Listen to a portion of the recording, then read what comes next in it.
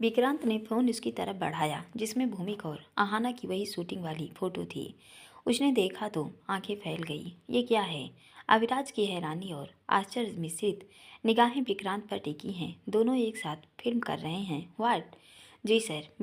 विक्रांत की यह स्वीकारोक्ति अविराज को किसी जगह से घूट सी कड़वी और अप्रिय प्रतीत हुई। पैरों में जड़ता और चेहरे ने कठोरता धारण कर ली। विक्रांत उसकी प्रतिक्रिया जानने अभी भी जड़वत खड़ा था, पर अविराज अभी इस विषय पर कुछ भी बोल पाने की असमर्थ था। वह इस पर अधिक अधिक बात नहीं करना चाहता था। विक्रांत को जाने का कहकर उसने भी पैरों का रुख अपने कमरे की तरफ किया और तेजी से चलता अंदर आ गया।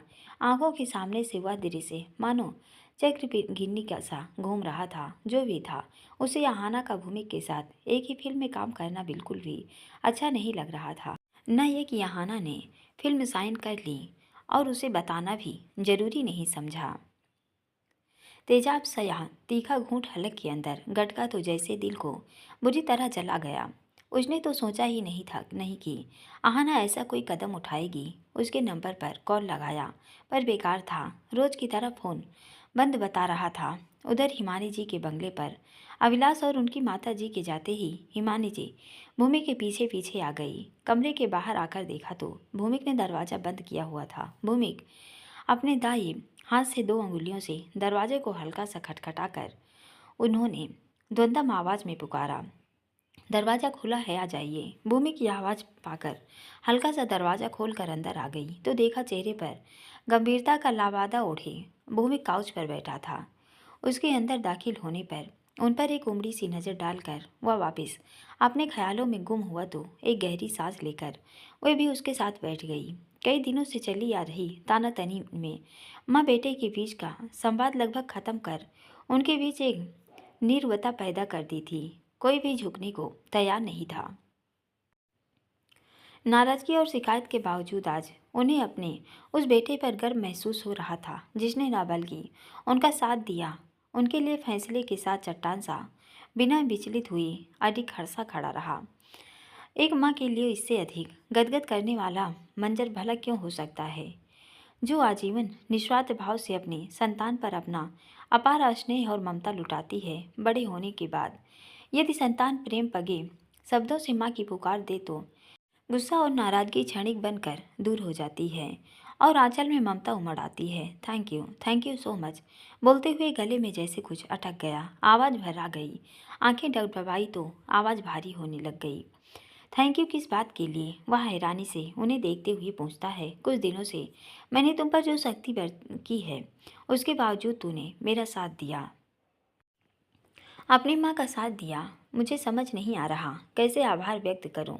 आंखों से आंधू आंसू की जो बूंदें गालों पर लुढ़क आई थी, उंगली की पोरी से साफ करती हुई बोली, आपकी नज़रों में आपका बेटा नकारा और नालायक सही, पर थैंक्स कहकर आप मुझे और अधिक शर्मिंदा न कर रही हैं। ये आपकी गलत फहमी है मॉम की। मैंने आपका साथ दिया नहीं, आपका नहीं बल्कि मैंने खुद का साथ दिया। वो लोग मुझे खुराना कहलवाना चाहते हैं, पर मैं आर्यवंशी था, आर्यवंशी रहूँगा और आर्यवंशी हूँ। मैं अपनी इस आइडेंटिटी में खुश हूँ क्योंकि यह पहचान मुझे मेरी मॉम से मिली है। मैं सिर्फ मेरी मॉम का बेटा हूँ। वो ज़बरदस्ती के रिश्ते थोप कर मेरे रिश्तेदार बनना चाहते थे। उनकी आंखों पर पड़ी गलत फहमी का पर्दा उतारना जरूरी था। मैंने वही किया और हमेशा यही करता रहूँगा, पर इसका मतलब ये कतई नहीं कि मेरी आपसे नाराज़गी खत्म हो गई। जो आप मेरे साथ कर रही हैं बिल्कुल भी अच्छा नहीं कर रही हैं। उसके लिए मैं आपको कभी माफ़ नहीं करूँगा। पर ये मैटर दूसरा है, हम दोनों के बीच का, जिसमें कोई तीसरा मुझे बर्दाश्त नहीं। और न ये बर्दाश्त है कि किसी और की वजह से मेरी मॉम की आंखों में आंसू आए। इसलिए रोना बंद कीजिए। मुझे मेरी रफ हैंड टफ डिसीजन लेने वाली मॉम पसंद है, ना कि कमज़ोर पड़ने वाली मॉम। वह नाराज़गी दिखाता बोला तो वे जल्दी से अपने आंसू साफ करती हैं। मेरा बेटा मेरे साथ है, भला मैं कैसे कमज़ोर हो सकती हूँ? बल्कि मेरी ताकत ही तो तू है। और जो भी सख्ती सख्ती कर रही हूँ वो सब भी तेरी भलाई के लिए कर रही हूँ। मैं चाहती हूँ मेरा बेटा एक नेक इंसान बने ताकि लोग उसकी मिसाल दें। तुम्हें अभिराज खुराना से अधिक सक्सेसफुल पर्सन बनना है, क्योंकि जब भी उसे मुझे नीचा दिखाना होता है तो वो मुझे तुम्हारे नाम का ताना देता है और मेरे पास कोई जवाब नहीं होता। जिस प्रकार सोना तपने के बाद कुंदन बनता है, वैसे ही ये शक्ति तुम्हारे व्यक्तित्व को निखारेगी, तुम्हें और चमकाएगी। अपने दोनों हाथों से स्नेहमयी पकड़ उसके गालों पर बनाती हुए बोली, वो सब तो ठीक है मॉम, पर मेरी सिस्टर भी है। आपने इतना बड़ा सच मुझसे क्यों छिपाया? आपको नहीं लगता कि मुझे ये बात पता होनी चाहिए थी? भूमि की सवालिया नजरें खुद पर टिकी देख हिमानी जी असहज थी, पर उसका ये प्रश्न वाजिब ही तो था, जिसका जवाब दे बिना वे बच नहीं सकती। वंशु उसकी बहन है, जिसके बारे में उसे कुछ पता ही नहीं है। सच जानने के बाद वहाँ किस तकलीफ से गुजर रहा है, इसका अंदाज़ा तो भली प्रकार लगा सकती हैं।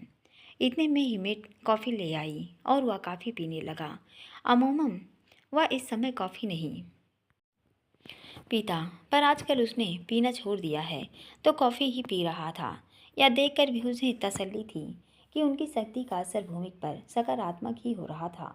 एक उम्र के बाद अत्यधिक लाड प्यार की अपेक्षा संतान को शक्ति से परिचय कराना भी आवश्यक हो जाता है। जैसे अत्यधिक मीठा बीमारी पैदा करता है, उसी प्रकार अत्यधिक लाड़ प्यार संतान को गलत रास्ते पर भी ले जा सकता है। कभी कभी की गई शक्ति कड़वी दवा की तरह फायदेमंद होती है, जो शरीर की तरह व्यक्तित्व के पनप रहे विषैले तत्वों को खत्म कर देती है। हाँ, ये सच छिपाया है मैंने। काफ़ी देर की खामोशी को आखिर हिमानी जी के शब्दों ने ही तोड़ दिया। क्यों? बताने की हिम्मत नहीं जुटा पाई, या यूं कहो लो कि तुम्हें खोने का डर की कहीं तुम ये सवाल न पूछ लो कि जब मुझे साथ ले आई थी तो बहन को क्यों नहीं लाई, मेरी कस्टडी ली तो बहन के क्यों नहीं ली। पर मेरा यकीन मानो भूमिक, मैंने बहुत कोशिश की उसे साथ लाने की, पर मेरी कोशिश को खुराना खानदान ने कामयाब नहीं होने दिया। तुम दोनों मेरी दो आंखों की तरह थे, दोनों मुझे बराबर अजीज थे। भला एक का चुनाव कैसे कर पाती, पर उन लोगों ने उस समय उसे मेरे साथ आने ही नहीं दिया। उसके बाद उसके मन में हमारे लिए इतनी नफरत भर दी है कि वह हमारी शक्ल भी नहीं देखना चाहती थी, तो साथ आना तो दूर की बात थी। तुम्हें सच पता चलने पर दुख ही होता। कब और कैसे ये सच तुम्हारे सामने आएगा, ये मैंने वक्त पर छोड़ दिया था, और वक्त आज सच तुम्हारे सामने ले आया, कहकर जैसे बड़ा बोझ मन से उतार दिया, तो मन जैसे बिल्कुल पंख सब हल्का हो गया। तकलीफ तो हुई है मुझे, पर थोड़ी कम होती अगर ये सच आप पहले ही बता देती। नहीं बता पाई, कहकर उन्होंने एक गहरी सांस ली और खामोश हो गई। तो भूमिक भी चुप था। भूमिक, हाँ, उसने गहरी हामी भरी। मैं वंशु की शादी में शामिल होना चाहती हूँ। मॉम क्या कह रही हैं? भूमि के आश्चर्य का ठिकाना न रहा। वो मेरी बेटी है, इस कोख में 9 महीने पाला, इतने साल उससे दूर रही, पर मजबूरी में अब उसकी ज़िंदगी की नई शुरुआत हो रही है।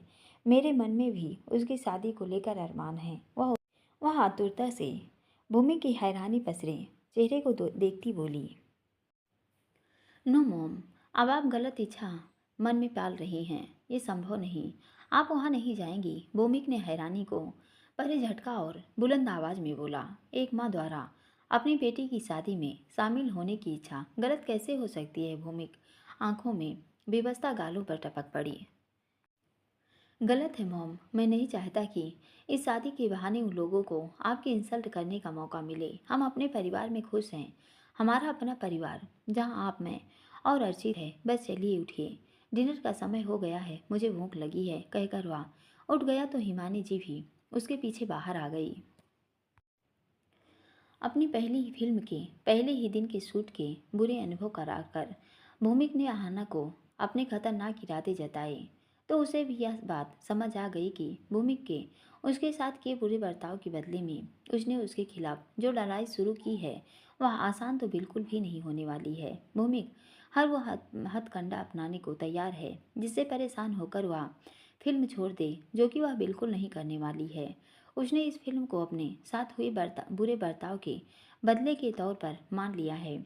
उसे छोड़ना मतलब हार स्वीकारना, जो आज की तारीख में वह बिल्कुल भी नहीं करना चाहती। उसने पास खोने को कुछ भी नहीं जो भी करेगी हासिल करेगी, या तो हार कर भूमिक फिल्म छोड़ेगा या अपने किए की माफ़ी मांगेगा। उसके द्वारा अपनाए गए हथकंडे उसके मनोबल को गिराने के बजाय उसके इरादों को हवा देकर मजबूत बना रहे थे। और अगले दिन घाव पर हो रहे दर्द को अनदेखा कर वह फिर से स्टूडियो पहुंच गई। पर वहां पहुंचकर पता चला कि आज भूमिक शूटिंग पर आया ही नहीं था। आज वह फ्री नहीं था। वह इस वजह से उसके ही सोलो पिक्चर ली गई और एक आधे सीन फिल्माए गए। डायरेक्टर ने उसके साथ फिल्म की डेट को लेकर एक मीटिंग भी ली और एक बार फिर से इसके इरादे को जांचा। पर आहाना ने अपने दृढ़ इरादे जताकर आगे की शूटिंग के लिए हामी भरी। स्टूडियो से फारिग होकर वह कंपनी लौट आई जहां उसका एक शो था।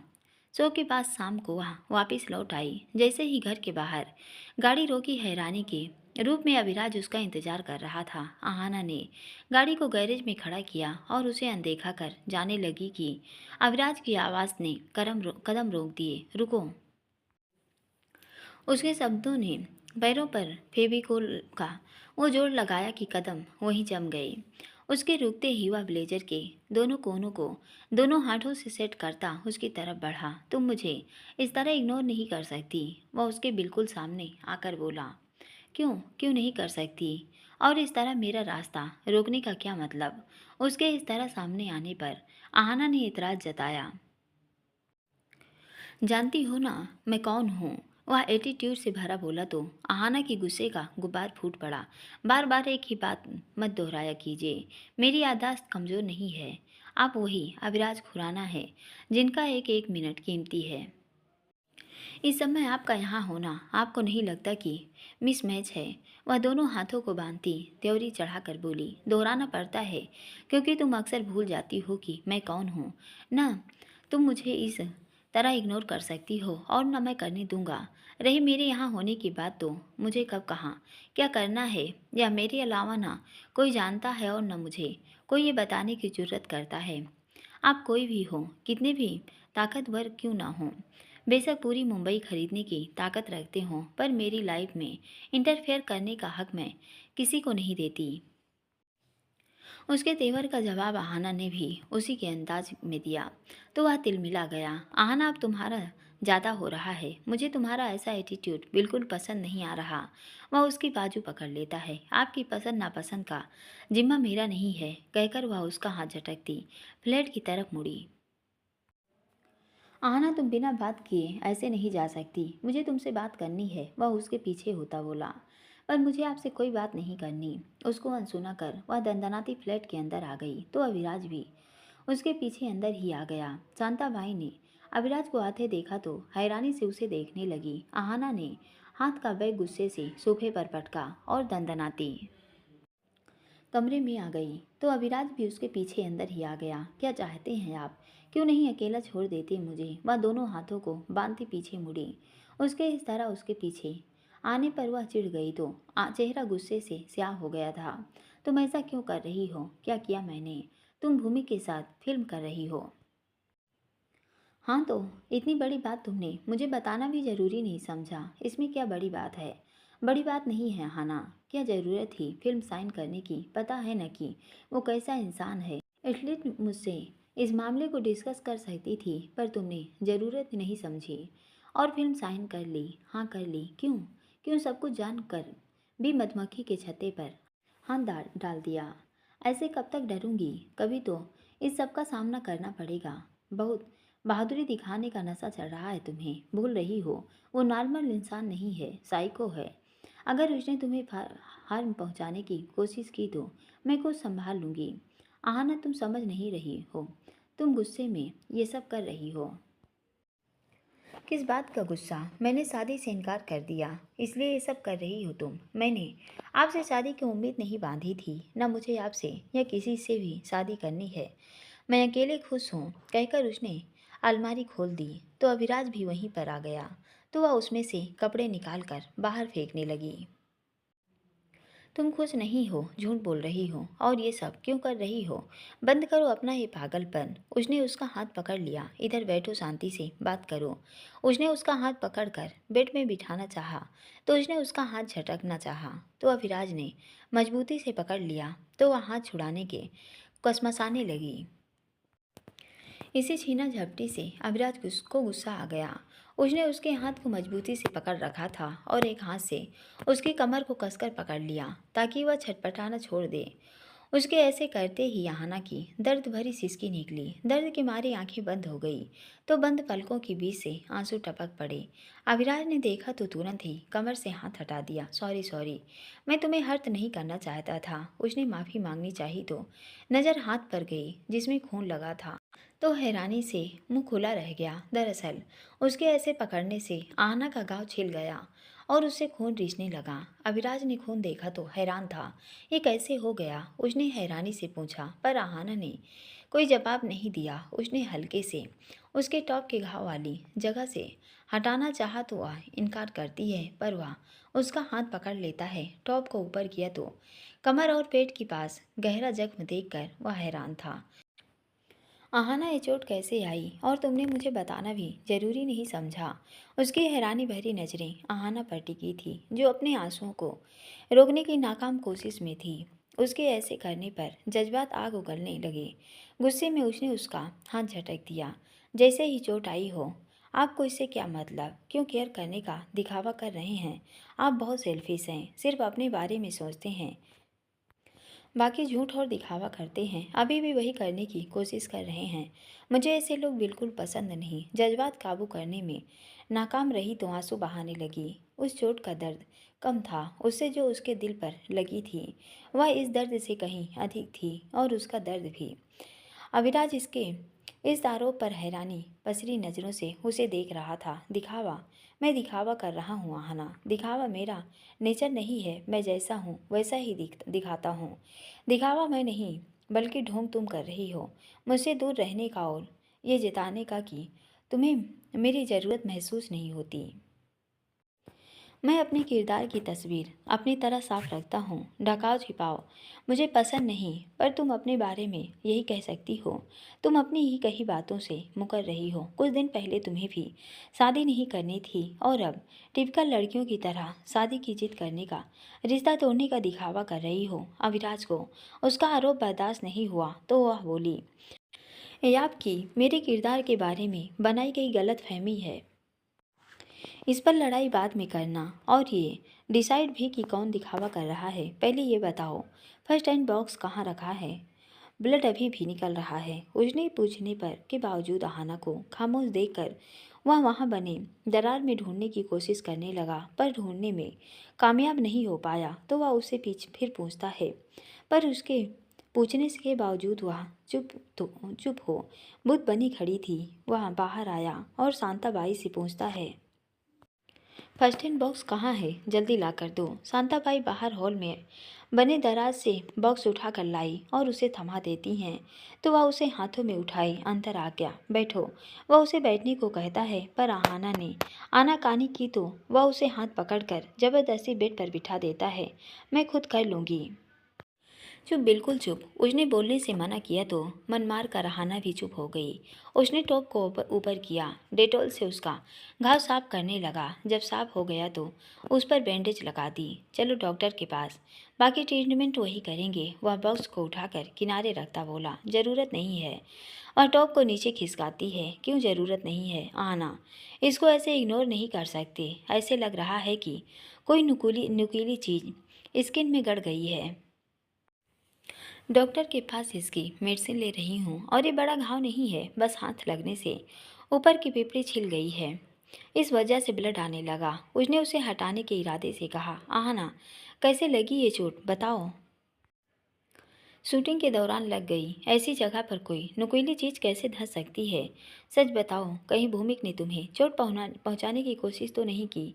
आहना जिस बात को टालना चाह रही थी, अविराज उसका अंदाजा सहज ही लगा पा रहा था, पर आहाना उसे सच बताने से निरंतर कर रही थी। नहीं, उन्होंने कुछ नहीं किया। आहाना के सच न बताने से अविराज बेचैन हो गया। क्यों कर रही हो ऐसा? क्या मिल रहा है तुम्हें ऐसा करने से? क्या बात है? क्यों परेशान हो? बताओ। मुझसे छिपाओगी क्या? तुम अचानक ऐसा बिहेव क्यों करने लगी? जब हम एक अजनबी की तरह ट्रेन में मिले थे उस समय भी तुमने मुझे अपनी बातों से शामिल किया और अब जब हम दोस्त हैं तब शामिल नहीं करना चाहती। क्या ये सही बात है? वह आतुरता से उसकी तरफ देखता रहा था। वह चुप थी। किसने हर्ट किया तुम्हें? भूमिक ने या किसी और ने कुछ कहा है तुम्हें? मुझे बताओ, मैं तुम्हारी हर समस्या दूर करने का प्रयास करूंगा। मैं तुम्हें ऐसे परेशान देखता हूँ तो मुझे अच्छा नहीं लगता। अभिराज खुराना को किसी के आने जाने से फर्क नहीं पड़ता, पर ये सच है कि तुम्हारे दुखी होने से मुझे फर्क पड़ता है। मुझे किसी ने कुछ नहीं कहा और अभिराज खुराना जैसा है वैसा ही ठीक है। मैं भी जैसी हूँ, मुझे भी वैसी ही रहने दीजिए। सब कुछ जानते हुए भी अचानक शादी की जिद क्यों करने लगी? या यह जानते हुए भी कि अभी तुम्हारा करियर शुरू हुआ है, तुम अभी शादी नहीं कर सकती। यह तुम्हारे करियर के लिए अच्छा नहीं और मैं तो कभी शादी करूंगा ही नहीं। फिर भी शादी की शर्त रखकर हमारा रिश्ता तोड़ने पर आमादा हो। क्या तुम अकेले रहते तंग हो गई हो? तो चलो मेरे साथ आरुल बिरा, हमारे साथ रहो। नहीं, मुझे कहीं नहीं जाना। आप मुझे यहाँ वहाँ ले जाने की जिद नहीं करेंगे। आप जाइए यहाँ से। मुझे आपसे कोई शिकायत नहीं है। आपने भी कभी मुझसे कोई वादा नहीं किया तो शिकायत कैसी? आपने न प्यार का दावा किया न शादी का वादा। आप अभिराज खुराना हैं और मैं क्या हूँ मैं ही भूल गई थी, इसलिए गलत शर्त रखी। शादी से इनकार की वजह नहीं कि तुम कौन हो, क्या हो या मैं कौन हूँ, बस मैं शादी के लिए खुद को तैयार नहीं कर पाता। इसे मेरी कमजोरी समझ सकती हो, जो कि जब भी शादी की बात होती है मुझे घबराहट होने लगती है। इसलिए मैं तुम्हारे साथ सीरियस लिव इन में रहना चाहता हूँ। तुम मेरे घर पर रह सकती थी, पर अगर तुम्हें ये मंजूर नहीं तो मैं तुम्हें फोर्स नहीं करूँगा। चलो अब ये टॉप चेंज करो, पूरा ख़राब हो गया है। वह दोनों हाथ से पकड़कर उसे ऊपर की तरफ खिसकाने लगा। मैं खुद के चेंज कर सकती हूँ। उसने अपना हाथ हटाए। अब वह खुली अलमारी की तरफ पलटा और वहाँ से एक टॉप उठा लाया, पर आहाना अभी ऐसी ही बैठी थी। तुमने अभी तक चेंज नहीं किया? उसने पूछा। आप बाहर जाइए तब न करूँगी, मेरे सामने क्या शर्म आ रही है? वह मुस्कुराया तो आहाना ने गुस्से से उसे घूरा। शर्माने वाली हमारे बीच कोई बात नहीं होनी चाहिए। माहौल को हल्का बनाने की कोशिश में वह बोला, लाओ मैं चेंज करने में हेल्प कर देता हूँ। अंडर शर्ट तो पहनी ही होगी, बोलकर वह शरारत से उसे देखने लगा। अब ज़्यादा फ्रैंक होने की कोशिश नहीं कर रहे हैं। आहाना ने अपनी भौहें सिकोड़ी। कोशिश नहीं, वो तो मैं हूँ तुम्हारे साथ, जो तुम्हें नाराज़गी में किए रूड बिहेव से बदलने वाला नहीं। कहकर वह उसके टॉप को बदलने में मदद करता है और दूसरा टॉप पहना देता है। ये हुई ना बात। You are behaving like a good girl now. अब तुम चाहो तो अपनी फ्रस्ट्रेशन भी निकाल सकती हो मुझे किस करके। मैं कोई एतराज़ नहीं जताऊंगा, क्योंकि जब भी तुम परेशान होती हो तुम मुझे किस करती हो और फिर तुम अच्छा महसूस करती हो। वह अपने गाल उसकी तरफ करता मजाकिया लहजे में बोला, पर आहाना अभी मजाक के मूड में नहीं थी। मुझे कुछ नहीं करना, आप जाइए यहाँ से। वह उसे धक्का देती है। क्या हुआ, गुस्सा क्यों हो रही हो? तुम नहीं करना चाहती तो मैं कर देता हूँ। तुम्हारे साथ रहते रहते मैं भी तुम्हारे जैसा हो गया हूँ। वह उसके माथे पर चूमने का प्रयास करता है, पर आहाना उसे ऐसा नहीं करने देती। कोशिश भी मत करना। अब आप जा सकते हैं, मैं ठीक हूँ। वह अपनी जगह पर उठ खड़ी हुई। जब तुम्हारी मर्जी हो तब करो, मेरी मर्जी की कोई वैल्यू नहीं तुम्हारी नज़रों में। वह बनावटी मुस्कान दिखाता बोला। आप जा रहे हैं कि नहीं? वह बोली कि तभी दरवाजे पर दस्तक हुई। शांताबाई खड़ी थी। आहाना उसकी तरफ देखने लगी। एना दीदी, वो आपका डिनर लगा दूँ? समय हो रहा है, फिर मेरे को वापस भी जाने का है। मुझे अभी भूख नहीं है। अम्मा को खिला दे और मेरा खाना फ्रिज में रख दे, जब भूख लगेगी खा लूँगी। खा लो न दीदी, आजकल आप खाने में बहुत लापरवाही करने लगी हो। शांताबाई ने जिद की। बोला ना भूख नहीं है, तू अम्मा को खिलाकर चली जा। वह अविराज का गुस्सा शांताबाई पर उतारती है, जो कि अविराज को अच्छा नहीं लगा। शांताबाई मुंह लटकाकर जाने लगी। रुको, अविराज की आवाज़ कान में पड़ी तो शांताबाई रुक गई। डिनर लगाओ, मैं भी यहीं डिनर करूँगा, उसने कहा तो शांताबाई डिनर लगाने चली गई। आप यहाँ डिनर करेंगे, वापिस नहीं जा रहे? चला जाता, पर मेरा डिनर टाइम हो गया है, लेट लतीफ़ी मुझे बर्दाश्त नहीं होती, तो यहीं खाकर चला जाऊंगा। वह सहजता से बोला, ये क्या बात हुई? आप यहाँ डिनर नहीं कर सकते? क्यों नहीं कर सकता? अरे तुम मुझे कंजूस होने का ताना देती हो तो, पर तुम तो मुझसे भी ज़्यादा कंजूस हो। पहले तो खुद मुझे डिनर ऑफर करती, मेरे कहने के बावजूद मना कर रही हो। हाँ, कर रही हूँ। अभी डिनर के लिए कहोगे, फिर सोने को भी कहोगे। अरे वाह, आइडिया अच्छा है। मैं आज यहीं रह लूँ। वह उसके करीब आता बोला, आप जा रहे हैं कि नहीं? चला जाऊंगा, पर डिनर के बाद।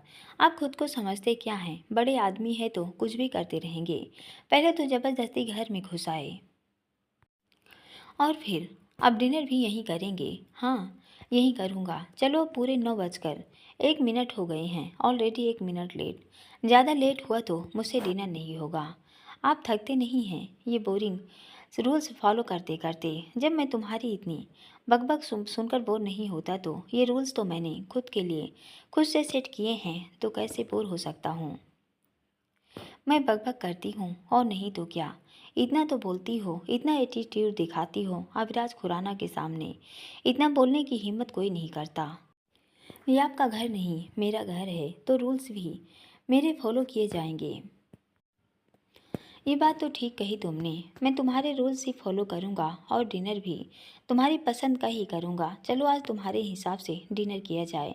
पता तो चले तुम्हें खाने में क्या पसंद है। मुझे भूख नहीं है, पर मुझे बहुत भूख लगी है। चलो। नहीं, आहाना अभी भी अपनी जिद में अड़ी थी। चलो। उसके इनकार को दरकिनार करता, वह उसका हाथ पकड़ खींचता बाहर ले आया। अम्मा के कहने पर शांताबाई उसके लिए सूप उसके कमरे में दे आई थी, और वह आहाना और अविराज के लिए डिनर लगाती है। वह उसे पहचान तो नहीं पाई कि वह कौन है, पर जो भी है, आहाना का शुभचिंतक है, तो वह उत्साहित होकर डिनर परोसती है। अविराज ने खुद भी डिनर किया और आहाना को भी खाने पर मजबूर किया, तो लगातार खाने से इनकार कर रही थी। टिश्यू पेपर से हाथ और मुंह को साफ करवा शांताबाई की तरफ मुखातिब था। बहुत अच्छा डिनर था, बेहद लजीज, स्पेशली दाल फ्राई। धन्यवाद साहब, वह मुस्कुराई। बाकी सब तो अच्छा था, पर पनीर मैं अवॉइड करता हूँ। पर आज काफ़ी समय बाद खाया। क्या नाम है तुम्हारा? शांताबाई। शांताबाई, अब से सैटरडे संडे का डिनर मैं यही करूँगा, तो मेरे लिए भी यही डिनर बनाना, और हाँ, हो सके तो पनीर मत बनाना। अपनी पसंद का मेनू मैं बता दूँगा, पॉसिबल हुआ तो उसको शामिल करने की कोशिश करना। यह हिदायत देता बोला, जी साहब। ये क्या कह रहे हैं आप? आहाना ये सुना तो आपा खो देती है। यही कि सैटरडे संडे का डिनर साथ करेंगे। वैसे तो तुम्हें समय नहीं, कम से कम इस समय तो मिलोगी। तो वीक में 2 दिन डिनर हम साथ करेंगे, पर मुझे आपसे मिलने में कोई इंटरेस्ट नहीं, न डिनर करने में। मुझे तो है। क्या अजीब ज़बरदस्ती है। आप खुद को समझते क्या हैं? आप हमेशा अपनी मनमानी करते हैं। क्या मेरी मर्जी की कोई वैल्यू नहीं? ऐसा ही करना था तो क्यों मुझे अपनी मनमाफिक ज़िंदगी जीने के लिए प्रेरित किया? जब मैं खुद के लिए कोई फैसला कर रही हूँ, तो आप अपनी पावर का इस्तेमाल कर वही कर रहे हैं, जैसा सबने मेरे साथ किया। अपनी बेबसी पर आंसू बहाती वह उठ गई और अपने कमरे में चली गई। वह भी उसके पीछे ही आ गया, जो कि यहाना को अब अच्छा नहीं लग रहा था। आप फिर अंदर आ गए। जा क्यों नहीं रहे आप? जब तुम मुझे इतना कुछ कह ही रही हो, तो सोच रहा हूँ यहीं सो भी जाऊँ। मुझे नींद आ रही है, तो मैं अभी सोऊंगी, और आप तो 11 बजे से सोते हो। तुम्हें याद है? याद नहीं होगा क्या? मुझे लगा तुम मुझ पर ध्यान नहीं देती हो। वह चलता हुआ उसके करीब आ गया। कितना ही नाराज हो लो, कुछ भी कह लो, पर मैं तुम्हें अकेला छोड़ने वाला नहीं, और आइंदा मुझसे कोई भी बात छिपाने की कोशिश भी मत करना। किस हक से बताऊं आपको? आहाना, तुम मुझे समझने की कोशिश करो। मुझे थोड़ा वक्त दो, ताकि मैं खुद को इस सब के लिए तैयार कर सकूं। मुझे समझने के बजाय तुम खुद को तकलीफ पहुंचाती हो, जो मुझे बिल्कुल अच्छा नहीं लगता। मैं तुम्हारी लाइफ में इंटरफेयर नहीं कर रहा, पर मैं तुम्हारा वेल विशर हूँ, और मैं चाहता हूँ कि तुम वो फिल्म मत करो। भूमिका अच्छा नहीं है, वह तुम्हें नुकसान पहुँचाने की कोशिश करेगा, तुम्हारी मुश्किल बढ़ाएगा। तुम्हें फिल्म में काम करना है, मैं तुम्हें दूसरी फिल्म दिलवाऊंगा, तुम्हें एतराज़ ना हो तो फिल्म फाइनेंस भी मैं करूंगा। मुझे आपकी मदद से नहीं, अपने बलबूते पर सब करना है। और फिल्म मैं नाम के लिए नहीं कर रही, बल्कि भूमि कारवंशी को सबक सिखाने के लिए कर रही हूँ। उसको सबक सिखाना इतना आसान नहीं है, वो किसी की नहीं सुनता। मैं सिखाऊंगी। ओके डन, तुम्हें जो करना है करो, पर मुझसे नाराज़ मत रहो प्लीज़। तुम्हारे बगैर मुझे कुछ भी अच्छा नहीं लगता। और अब मैं निकलता हूँ, मम्मी लोग परेशान हो रहे होंगे। मैं इस समय इतनी देर कभी बाहर नहीं रहता। तुम अपना ध्यान रखोगी। अविराज ने कोशिश की, रूठी हुई आहना को मनाने की। उसकी कोशिश कितनी कारगर हुई पता नहीं, पर उसने कोशिश की और थोड़ी देर बाद चला गया। उसके जाने के बाद भी आहना ऐसी ही बैठी थी। दीदी, शांताबाई की आवाज़ ने चौंकाया तो उसकी तरफ देखने लगी। रसोई साफ कर दी है, अब मैं जाऊँ? हाँ जाओ। वह जाने मुड़ी की, रुक गई। एक बात पूछूं? हाँ पूछ। वो साहब कौन थे? तुम्हें क्या करना? उत्सुकता उत्सुकता हो रही है। आज से पहले आप ऐसे किसी को घर नहीं लाई। उन्हें मैं नहीं लाई, बल्कि वो खुद ज़बरदस्ती घुस आए। जो भी बोलो, आदमी अच्छा लगा मेरे को। आपको प्यार भी बहुत करता है। आप उसे शादी बना लो। प्यार और वो, हाँ, उसकी आंखों में आपके लिए प्यार देखी है मैं। प्यार, उसको नहीं पता क्या होता है प्यार, और शादी तो वो कभी करेगा ही नहीं। तो उसके बारे में इतना मत सोचो। तो वो क्या लगता है? क्या बोलते हो, बॉयफ्रेंड? आपको नहीं पता तो किसको पता होगा? कोई तो रिश्ता होगा, तभी वो इतना हक जता रहा था। तुम जाओ। तुम नहीं समझोगी। अविराज खुराना को आज तक कोई नहीं समझ पाया। तुम और मैं क्या समझ लेंगे? ठीक है, जा रही हूँ मैं। सुबह जल्दी आ जाना। ठीक है। आहाना ने इजाज़त दी और शांताबाई चली गई, पर आहाना ऐसे ही लेट गई। उसकी ज़िंदगी भी उस ऊसर भूभाग सी हो गई है जो सच्ची खुशी के बरसने के इंतजार में है। पर लगता है अभी बरसात का मौसम दूर है, और दूर है उससे उसकी सच्ची खुशी और सुकून। अजब माया है उस परमात्मा की कि एक जैसे इंसान पुतले संसार रूपी इस बगिया में भेजे हैं। किसके हिस्से में धूप तो किसी के हिस्से में छाया आया है। किसी को दिए दुख और संघर्ष तो किसी के हिस्से खुशियाँ पार आई है। कोई तरसता है एक बूंद को तो किसी को विशाल सागर का भंडार दिया है। किसी को इतनी खुशियाँ कि समेटने दामन कम पड़ जाए तो किसी की निगाहें तरसती और झोली खाली रह जाए। इसकी शायद इसी को नसीब कहा जाता है। उधर आहाना के फ्लैट से निकलकर अविराज घर पहुंचा। आहाना की नाराज़गी दूर करने के अपने मकसद में पूरी तरह कामयाब तो नहीं हुआ, पर वह अपने रिश्ते में संवादहीनता भी नहीं आने देना चाहता था। दरअसल प्रैक्टिकल थिंकिंग रखने वाला एक बिजनेसमैन कुछ इम्प्रैक्टिकल चीज़ें करने लगा है। पर यहाँ आहाना अविराज से वंशिका और प्रांजल का सच छिपाकर पहले से उलझी अपनी ज़िंदगी की उलझन बढ़ा रही है। वही गलती अविराज भी दोहरा रहा है। वह उस पर अधिकार तो जताना चाहता है, पर आहाना का उस पर विश्वास मजबूत हो ऐसा भी कुछ नहीं कर पा रहा है। उसके देरी से लौटने पर उसकी माताजी आश्चर्य में थी। सब डिनर कर चुके थे, पर वह उनके इंतजार में लिविंग एरिया में बैठी मैगजीन पढ़ रही थी। उसे दरवाजे के अंदर आता देखकर उठकर उसके पास आ गई। अभी तो इतनी लेट कहाँ था? जैसे ही अविराज अंदर प्रविष्ट हुआ, उन्होंने प्रश्न दागा। जरूरी काम था तो उसमें लेट हो गया। उन्हें अपना इंतजार करता देख उसने लहजा सौम्य बनाया। लेट और अविराज खुराना, तुझे नहीं लग रहा दोनों वर्ड्स मैच नहीं हो रहे? मम्मी, मैं इंसान हूँ, कोई रोबोट नहीं की। उसमें जो प्रोग्राम फिक्स कर दिया जाए वही करूँगा। Exactly right. मैं तुम्हें वही समझाती हूँ कि तुम इंसान हो, रोबोट नहीं की।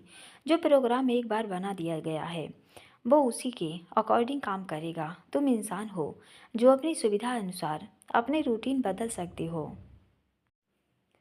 मम्मी, आप सब लोगों को मेरे बनाए गए रूल्स से क्या दुश्मनी है कि मुझे बदलने पर आतुर हो?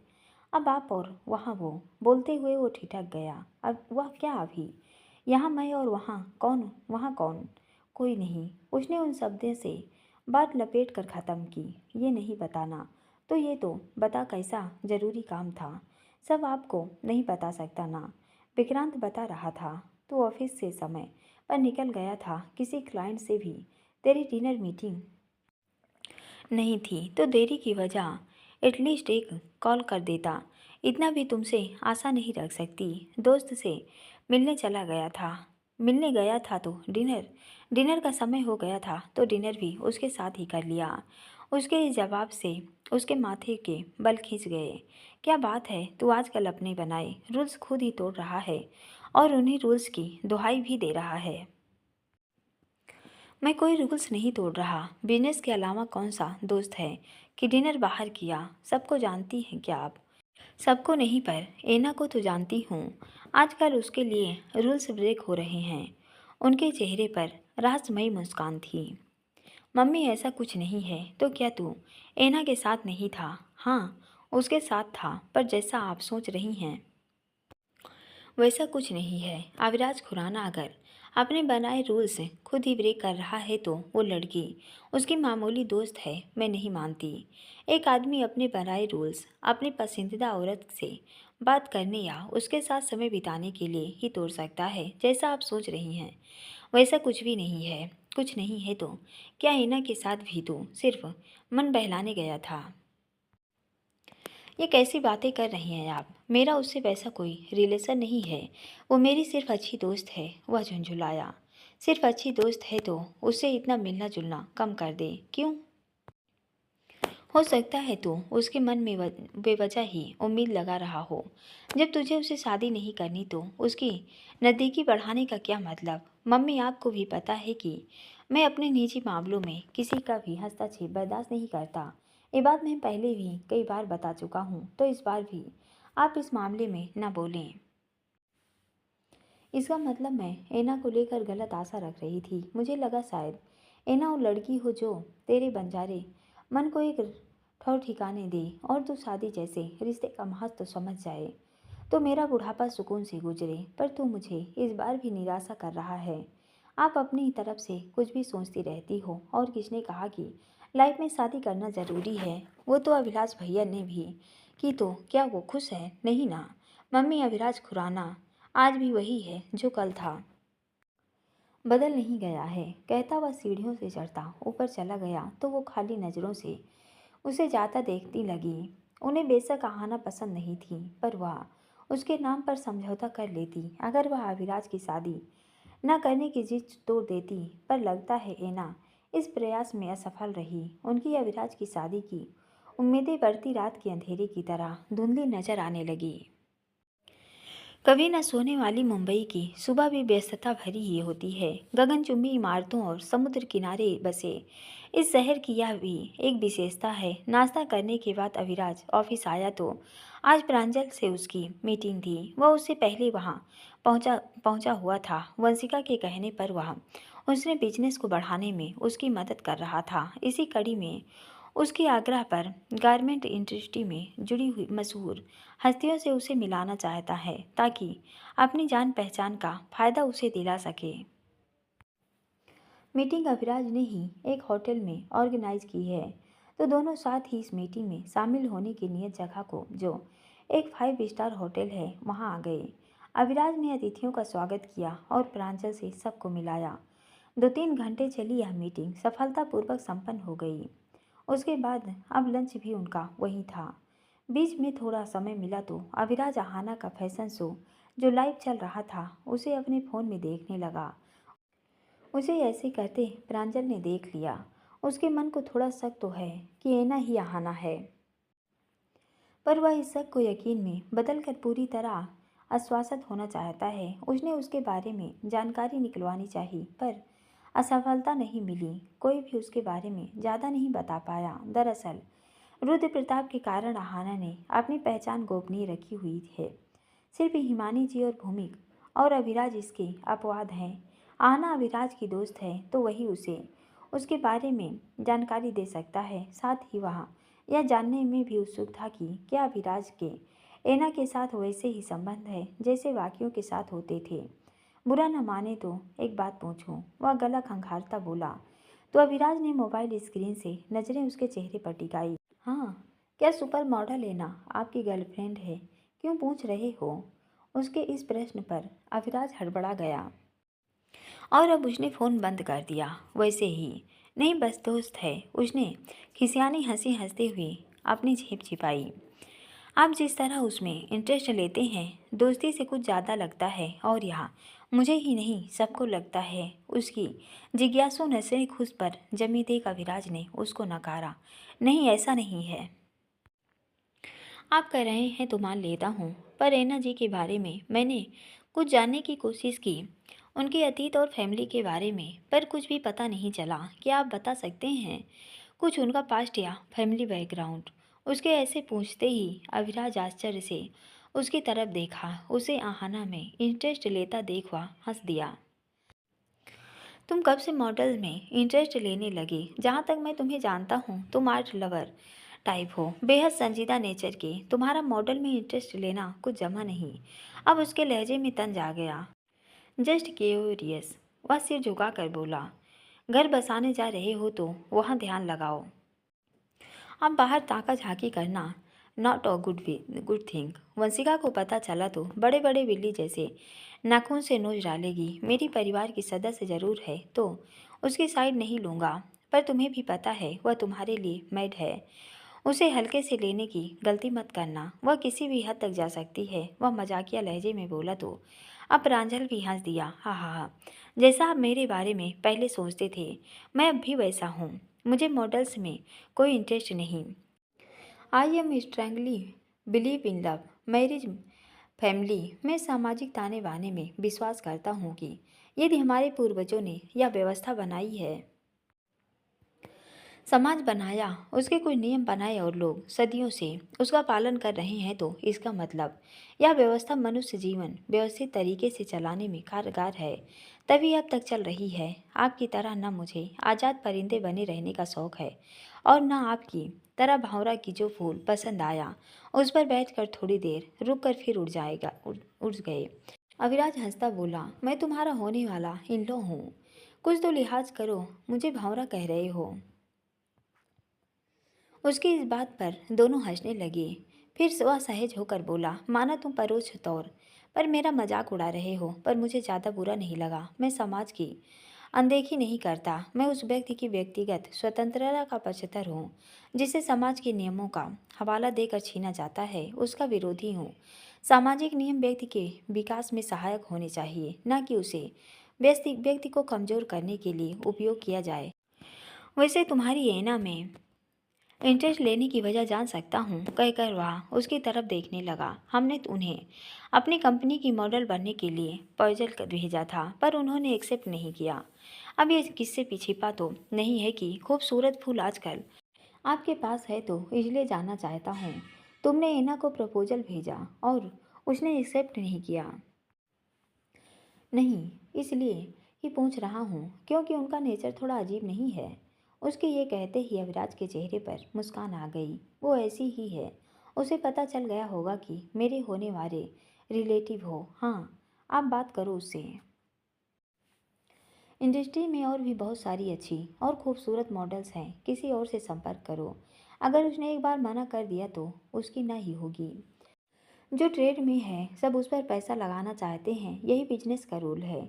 जो आपसे बेहतर कौन जान सकता है? तो हमारी भी इच्छा यही थी कि वही हमारी कंपनी की मॉडल बनती जो हमारे गवर्नमेंट्स के बिजनेस के लिए सूटेबल है।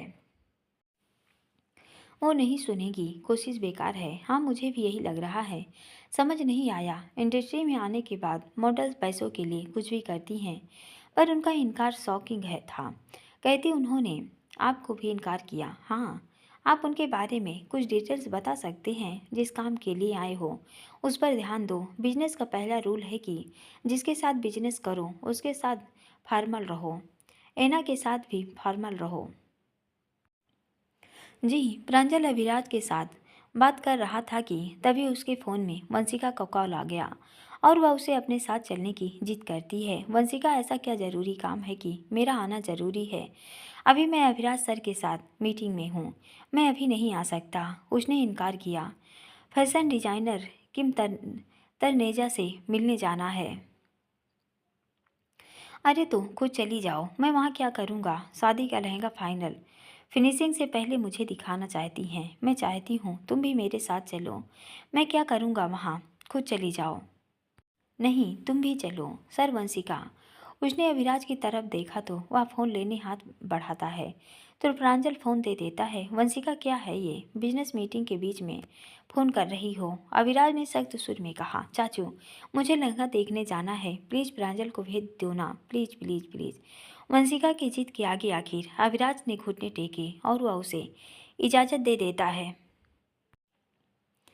वह होटल से निकला तो वंशिका उसका इंतजार कर रही थी। प्रांजल उस पर गुस्सा करता है कि उसकी इतनी ज़रूरी मीटिंग से उसे आना पड़ा, पर उसे भी पता है वंशिका कितनी जिद्दी है। चुप करो प्रांजल और चुपचाप मेरे साथ चलो। वह उसके गाड़ी में बैठी थी, बोली, कहाँ चलना है? उसने स्टीयरिंग संभालते पूछा। होटल सी व्यू में। वहीं किम तनेजा का शो है, वहीं गाड़ी लो। वहाँ क्यों जाना, उनके बुटीक पर चलो, वहीं बुलाया है। वंशिका के कहने पर वह उसके साथ चल पड़ा। होटल में उस समय एक फैशन शो चल रहा था जो लगभग अंतिम दौर में था। दोनों उसके ख़त्म होने का इंतज़ार करने लगे। कुछ देर बाद शो ख़त्म हुआ और अब फैशन डिज़ाइनर किम तनेजा उसके सामने थी। उम्र यही कोई 35-36 के करीब, बॉब कट बाल, गेहुआ रंग छहरे शरीर पर काले रंग के जींस टॉप के नीचे ऊंची एड़ी के गम बूट। वह मुस्कुराकर उनका अभिवादन करती हैं। Hello Vanshika baby. वह दोनों हाथ आगे बढ़ाकर हक करने के बाद गर्दन के पास होठों का वाइट बनाकर गर्मजोशी से उसका स्वागत करती हैं तो वंशिका भी प्रत्युत्तर में वही गर्मजोशी दिखाती है। हाय किम, हाउ आर यू? उसके दोनों हाथ थामे वह पूछती हैं। फाइन, बोलते हुए उसके गहरी लाल रंग की लिपस्टिक सजे होठों की लाइन गालों पर फैल गई। Meet my fiance Pranjal Vardhaman. वह मुस्कुराती प्रांजल की तरफ इशारा करती है। Oh Pranjal Vardhaman, how are you handsome. वह हाथ आगे बढ़ाती हैं। I am perfect. उससे हाथ मिलाता वह बोला, अब जल्दी से मेरा कस्ट्यूम दिखाओ। चाचू से रिक्वेस्ट करके उनकी बिजनेस मीटिंग से उठा कर लाई हूँ तो प्रांजल को जल्दी वापस जाना है। चिल बेबी, जब मेरे पास आ गई हो तो टेंशन को दूर फेंको। तुम लहंगा देखोगी तो सारी टेंशन भूल कर बस उसमें खो जाओगी। I am very eager to see my lehenga. Come. उसने अपने पीछे आने कहा और वंशु उसके पीछे उसके उस बड़े से चेंजिंग रूम की तरफ आ गई जो फैशन शो ख़त्म होने के बाद मॉडल्स से भरा हुआ था। उसने एक लड़की को इशारा किया जो अंदर चली गई। थोड़ी देर बाद गहरे लाल रंग का लहंगा जिस पर सोने के तारों से बेल बूटे बने थे उसे पहने एक मॉडल धीरे धीरे चलती उसके पास आकर खड़ी हो गई। चेहरे पर उसी लहंगे की चुन्नी का घूंघट लिए थी। लुक एट दिस बेब, यह रहा तुम्हारा लहंगा। वंशिका ने लहंगा देखा तो उसकी खूबसूरती देख एक पल को मुंह खुला का खुला रह गया। वाह, इट्स अमेजिंग, परफेक्ट, बहुत खूबसूरत। वह एकटक उसे देखती बोली, तुम्हें पसंद आया? हाँ, पर तुमने मेरा लहंगा इसको क्यों पहना दिया? सॉरी बेब, तुम्हें बुरा लगा, पर अभी इसकी फाइनल फिनिशिंग नहीं हुई। लहंगा बनने के बाद हम उसे एक बार अपनी मॉडल्स को पहनाते हैं ताकि उसकी फिनिशिंग ले सकें और रिकॉर्ड के लिए अपने पास रख सकें, और साथ में ही ये कि कमी भी कोई रह गई हो तो दूर फाइनल टच देने से पहले उसे दूर कर लें। यह प्रोसीजर हमारे बुटीक पर होता है, पर तुम इसे देखने क्यूरियस थी तो मैंने इसे यहीं मंगवा लिया ताकि तुम इसे ग्रीन सिग्नल दो और हम इसे फाइनल फिनिशिंग के लिए भेज सकें। No problem, Kim you are amazing. वह उसका हाथ चूमती बोली, क्या लहंगा बनाया है तुमने, वंडरफुल। मैं ना, है ना प्रांजल, या वेरी ब्यूटीफुल। यह मुझ पर इतना ही अच्छा लगेगा ना जितना इस मॉडल पर लग रहा है। डेफिनेटली लगेगा। अब ये बताओ, फाइनल है? Yes of course. वह बहुत खुश होती बोली और उस लहंगे के दोनों कंधे पकड़कर देखने लगी। बिल्कुल परफेक्ट है। Thank you so much Vanshika कि तुम्हें लहंगा पसंद आया। अब मैं इसे फाइनल फिनिशिंग के लिए भेज दूंगी और 2 दिन बाद यह तुम्हारे पास होगा। ओके, पर मॉडल की तरह मुझ पर भी अच्छा लगेगा ना? बिल्कुल लगेगा। अविराज खुराना की नाइसी का लहंगा सिर्फ यही मॉडल पहन सकती थी क्योंकि इसके अलावा इंडस्ट्री में कोई था नहीं जो इसे पहनता। 19-20 का फ़र्क है। अदरवाइज ये लहंगा तुम पर परफेक्ट जमेगा। मैं इसका फेस देखना चाहती हूँ, वंशिका ने कहा। चेहरा देखने की इच्छा जताई। उसके कहने पर वह उसके माथे से घूंघट हटा देती है। ये सुपर मॉडल लेना है। शक्ल देखकर वंशिका पर बिजली गिरी। जो चेहरा थोड़ी देर पहले खुशी से दमक रहा था उस पर काली बदली फैल गई। हाउ डेर यू, तुमने मेरा लहंगा पहनने की हिम्मत कैसे कर दी? गुस्से में से वंशिका उबली तो अहाना के होठों पर तंज भरी मुस्कान थी। उसे यहाँ देख एक पल हो प्रांजल भी हैरान था।